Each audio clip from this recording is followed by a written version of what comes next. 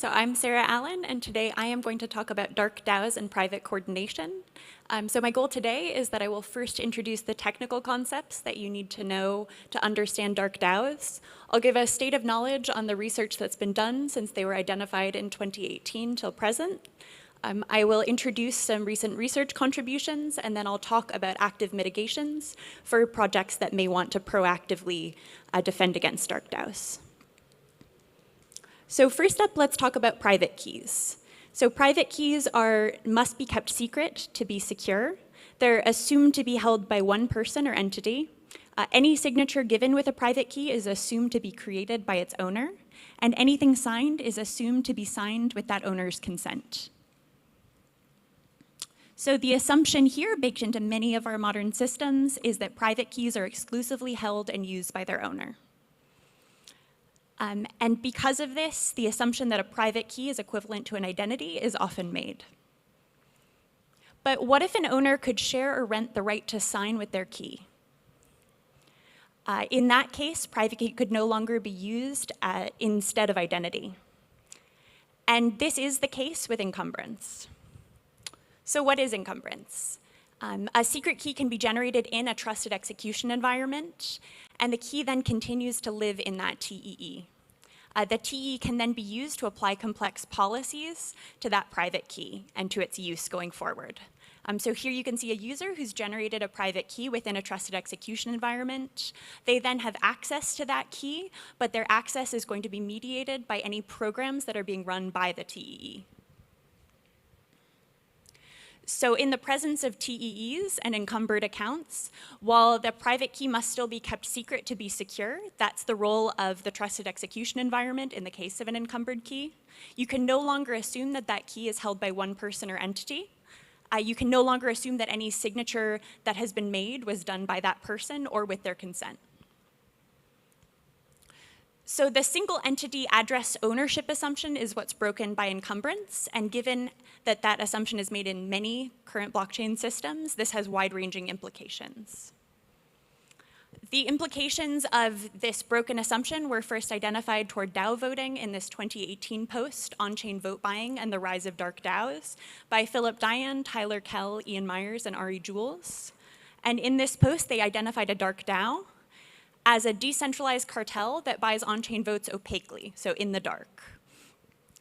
Potentially nobody, not even the creator of a dark DAO, can determine the total number of participants, the total amount pledged, so the treasury of the dark DAO, and the precise logic of that dark DAO. So here you can see the model of a dark DAO. So you have a collection of voters who've all generated encumbered accounts. They've pooled their encumbered keys, and now a program can be run across all of those keys together. That's the dark DAO. The program can be this sort of automated vote buying in which an adversary can bid for the right to run the program across all of their votes. So it is this coordination trustlessly done through trusted execution environments that could be coordinated to vote in DAOs. So that 2018 blog post suggested the concept of dark DAOs, but it became more concrete in 2023 in DAO decentralization, floating block entropy, bribery, and dark DAOs. This paper was co-led by James Austin and Andres Fabrega. I contributed, as did Kushal Babel, Mahimna Kelkar, and Ari Jules. And this paper had two main contributions. So the first was a new concept of decentralization in DAOs, which we call VIBE, or voting block entropy. VIBE conceptualizes decentralization in DAOs as the blocks of voters with aligned utility functions. And so that contribution aimed to model decentralization in DAOs as something that would be sensitive to things like private coordination through dark DAOs. The second main contribution of the paper was this model of a dark DAO led by James Austin. So we were able to create a prototype of a dark DAO that could currently be used in Ethereum DAOs. So we did two different prototypes. This is the first one, and I'll provide a research list at the end of this talk and also share it on Twitter if you're interested in checking out the repository. But this first one is a set of contracts, so they're Solidity smart contracts, which could be applied to Ethereum. They use Oasis, which is a trusted execution environment blockchain, as their backend. And you can see here that they could be applied, so the policy that I've highlighted here could be applied for voting in Snapshot. Secondly, we created something called a Dark DAO Lite. So this, you can think of this as sort of liquid staking for governance votes. And this is more user-friendly because users wouldn't need to encumber their own keys. Rather, they would deposit their voting tokens in a smart contract, which would then give them something we call the DD token, which is a token that would have the value of their votes plus the value of any bribes paid to participants in the Dark DAO. And we have a demo available here, too, that you can find in the research list. And these two prototypes proved the sort of proximate and practical reality of Dark DAOs, although we're not aware of any currently operating. We posit that this is because Dark DAOs are an effective coordination tool in a truly decentralized DAO. And so the current means of sort of collusion and coercion or private coordination in DAOs haven't yet needed Dark DAOs to support them. However, the goal in releasing these prototypes was to highlight that this is a threat that DAOs should start thinking about and taking proximate steps against. And I'll point out those later in this talk. But in the creation of that sort of Dark DAO light, it occurred to us that actually what's happening here, this encumbering of private keys, has much broader implications than Dark DAOs themselves. And so we call that liquefaction. Liquefaction is an encumbered wallet platform which allows users to attach rich multi-use policies to accounts. It enables the credentials and assets of a single end-user address to be freely rented, shared, or pooled, and it accomplishes these things privately with no direct on-chain traces. So broadly, it enables the transfer of things thought to be non-transferable. So what is impacted by liquefaction, this broader tool? So first, let's talk about private DAOs. And the important thing to note when going through these impacted areas is that liquefaction is this general tool that has both prosocial and antisocial consequences. So this first one is a particularly prosocial one, which is that you could create a DAO that is privacy preserving, so its treasury is not known and its participants are not known on chain. This would have been particularly helpful in the case of Constitution DAO. So Constitution DAO was a DAO that was coordinated to try to pool funds to participate in an auction for a copy of the US Constitution. Constitution DAO did not win that auction. It's not possible to know whether they could have won the auction had they had a privacy-preserving DAO. However, participating in a public auction with your max bid known, aka your treasury size, certainly put them at a disadvantage. So had they incorporated as a private DAO, they may have been more competitive as a group. Next up, quadratic voting and quadratic funding. So liquefaction and encumbrance are important things to note for system designers who are considering doing quadratic voting or quadratic funding, even if they do have strong identity systems. This is important because, so quadratic voting, quadratic funding, as I expect many of you in the room know since we're in the DAO track, these are systems designed to subvert tyranny of the majority. So they aim to empower many small voices as opposed to direct token voting.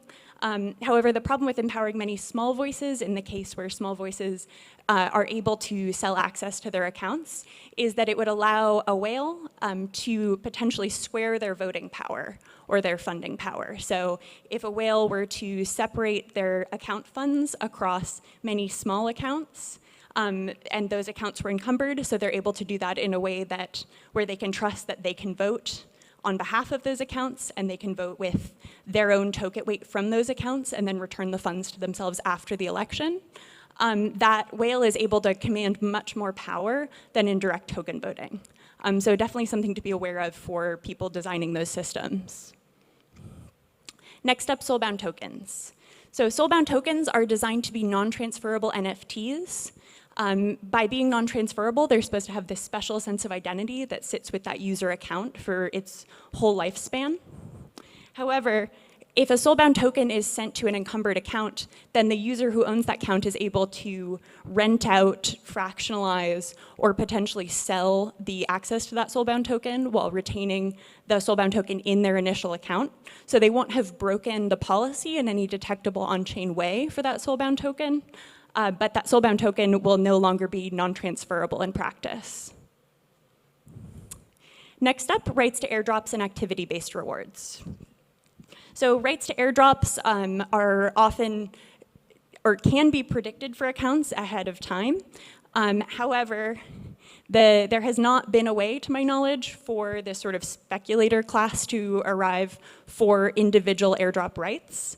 But if individuals encumber their accounts, to which they may receive future airdrops, then they could potentially sell the right to receive airdrops to their account in a way that is trust minimized for these speculators who might buy those rights, but would unlock liquidity for those users at an earlier date than the airdrop itself. And then similarly, activity-based rewards. So decentralized exchanges and some other services provide, for instance, better trading fees for users who do a lot of volume, do a lot of trading, have a long history. An encumbered account could be shared across many users, even those who don't know or trust one another. And so they could sort of pool their activity to get these rewards like lower trading fees together on their accounts. Next up, dusting attacks. So dusting attacks are the sending of potentially unwanted tokens to many addresses. At least to current date, there isn't a way to prove whether or not you have custody of those funds. So they've been sent to you, now your account is potentially tainted. However, using an encumbered wallet, you can prove whether or not you have access to those tokens and whether or not you truly hold in custody them. So you could provide a proof that you do not actually own or command those tainted tokens. Next up, locked tokens. So when projects issue tokens for grants to investors, to early project participants, often those tokens are locked and have a vesting period, and that can be automatically enforced. However, if they're deposited to encumbered accounts, then individuals could credibly sell the right to those future unlocked tokens while not transferring them from their current accounts. This might be desirable for those who don't want to show an on-chain transfer that they've done this, but do want to unlock liquidity or decrease their stake in a protocol earlier on. Next up, on-chain and off-chain transacting. So transactions among encumbered accounts could bend what we currently think of in terms of what needs to happen on-chain versus off-chain. So for instance, a set of encumbered accounts could trade with one another, but send only a few transactions on-chain or messages on-chain that they are making transfers among themselves. So this would be an interesting strategy to minimize gas. Next up, multi-sigs. So in a multi-signature scheme, if you encumber one member of that multi-sig, you could do two interesting things. So the first would be you could add additional security by creating this multi-sig of multi-sigs that wouldn't be visible on chain. So you could have many signers not identifiable on chain for this multi-sig who need to command each visible signature. But the second is also a more sinister one. So an adversary could potentially rent the use of a signature as part of a multi-sig. And then lastly, allow lists. So it's much more complicated to think about what it would mean to create a binding allow list in a world where users can trustlessly share accounts through encumbrance. And there are more potential implications, both prosocial and antisocial, in our upcoming liquefaction paper. So stay tuned if you're interested in more. So now that I've gone through the many potential implications of encumbrance, I'm sure many are wondering, what should one do in settings where you don't want undetected encumbrance? You want to be sure that these things are not possible. So you'll need to use something called a proof of complete knowledge. This is a cryptographic technique that was created by Mahimna Kelkar, Kushal Babel, Phil Diane, James Ostian, Vitalik Buterin, and Ari Jules. And a proof of complete knowledge is a way to show fully unencumbered knowledge of a secret. It goes beyond proving that the key, it does this by proving that the key has been leaked over an insecure channel. And it can be done with either a TEE or an ASIC. The TEE version of this is possible to do on the local enclave in an Android mobile phone. So that's the more likely one to be applied. So where is this all taking us? Encumbrance in TEs breaks assumptions underlying blockchain systems, and additional measures like CK will need to be added to systems that want to ensure that a signer is the account owner, is also a single individual or entity. And the most practical implementation of CK relies on TEEs. So in summary, undetectable encumbrance is already practical, and the defense against undetectable encumbrance will likely rely on TEEs. So what's next? We'll need to crowdsource a more complete list of systems that rely on assumptions that are broken by encumbrance. We'll need to spread awareness that the signer may not be the account owner in current systems and design to either accept this or take measures against it. For those wishing to take measures against it, they'll need to adopt CK. And we need to focus community effort on deep research on TEEs to develop an open TEE for our open systems. And this one's important. It's a big project, and we're just now starting. So if you're interested in getting involved here, I would suggest that you head to the Flashbots forum. We call this project Trustless TEE. And there are some posts already available on the Writings website where you can check out the sort of early understandings of what's going to be involved in developing truly open hardware. And I have a resource list here with clickable links to all of the papers and posts that I've discussed today. I will also be sharing this on Twitter, and I believe the organizers are sharing the slides as well. All right, thank you for your time and attention, and thank you so much to the organizers.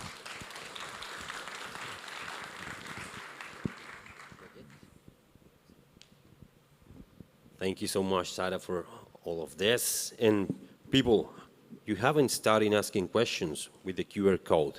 So before someone starts placing questions, there's someone who wants to have the microphone and start breaking the ice with the questions. There, cool. I'm so sorry for the very basic question, but just to make sure, encumbrance is basically like lending someone your ID, like to get into a club or something, and then just getting that ID back. Is that about accurate? You can think of it as lending somebody, that is like one policy that a trusted execution environment could enforce here. So you can think about it as sort of lending your credentials similarly to lending your ID, except that it's trustless. So you could lend anybody your ID anywhere in the world in a way where you don't need to know or trust them, and it's automatically enforced, and you can be sure you'll get it back exactly when they've said they were going to give it back to you, as opposed to having any doubt or trust. Nice. We have the first question here in the QR. So what are their most likely dark DAOs now? So I'm not sure, and I don't want to give an answer as though I am sure. My assumption is that there are not dark DAOs currently operating. The places where dark DAOs might be more credible threats are places that are the most decentralized, where coordinating voters to have a sort of overwhelming share of power would not be practical to do person to person anymore. So if you think about DAOs that are centralized, where a few whales might be able to coordinate personally to ensure that a vote goes in their direction, I would not expect that to be a good candidate for a dark DAO currently. If you think about a system that is truly and ideally decentralized, where it becomes totally impossible to coordinate people individual to individual to get this overwhelming share of votes that you need to pass something, that's when a dark DAO starts to become relevant. So it's as our systems reach these ideals that we've set for them for decentralization is when we need to both be on the lookout for these. Fantastic. And we have our next question is there an example implementation of CK? Yes, there is. So there are a couple of example implementations of CK. You can find them on GitHub linked through the paper that I have shared in the resource list. One of them relies on an ASIC, one requires on Intel SGX, which is a trusted execution environment, and one relies on the enclave that is in an Android mobile phone. It's likely also possible to develop this for the enclave that's within iOS or an Apple device, but it hasn't yet been built. Awesome. Someone having problems with the QR code and wanting to ask a question? We still have time for more questions. No? Who wants to go ahead? We have another question. Seems like it's a way for CBDCs on public blockchains. I'm not sure I understand the question. A CBDC, a central bank digital currency, is, I think probably unlikely to want the particular set of privacy properties that a dark DAO has, but I'd be interested to hear more if someone wants to elaborate. Please, the person who wrote the question wants to elaborate? Yeah, so it seems like a way for centralized entities to control like multiple wallets and to implement like a soft version of CBDC on a public blockchain.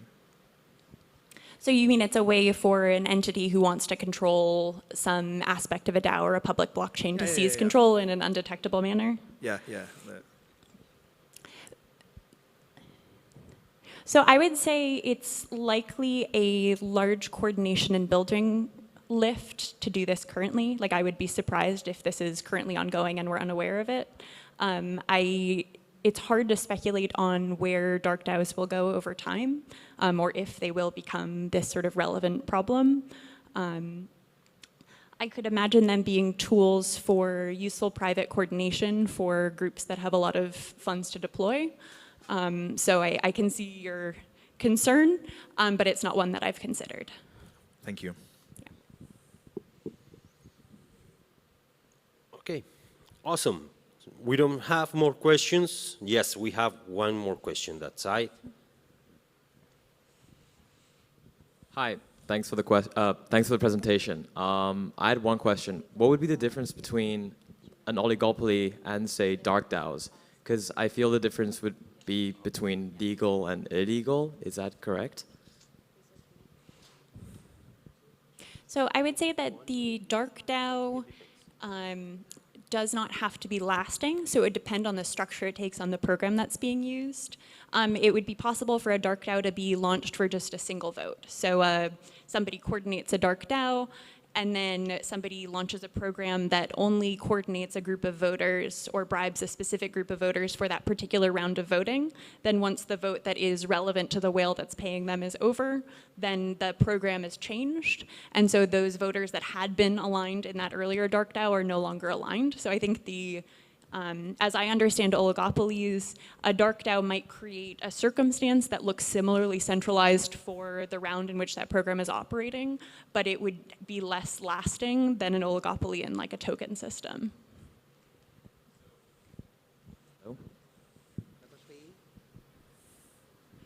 So it's kind of like a bot network, but it can be turned on and off. I'm struggling to understand what the incentives of creating a bot network is, and then for just one proposal and then turning it off, unless, of course, that proposal means the collapse of the DAO, right? So I think that it's possible that one would be created and then immediately dissolved, but it would be likelier, my assumption would be that one would be created, but then it would have different programs, so different sort of adversaries who want to buy its weight for different votes. So rather than one individual who's consistently commanding this network over time, it might be more temporary based on who has the highest utility from that particular vote. Yes. Hi.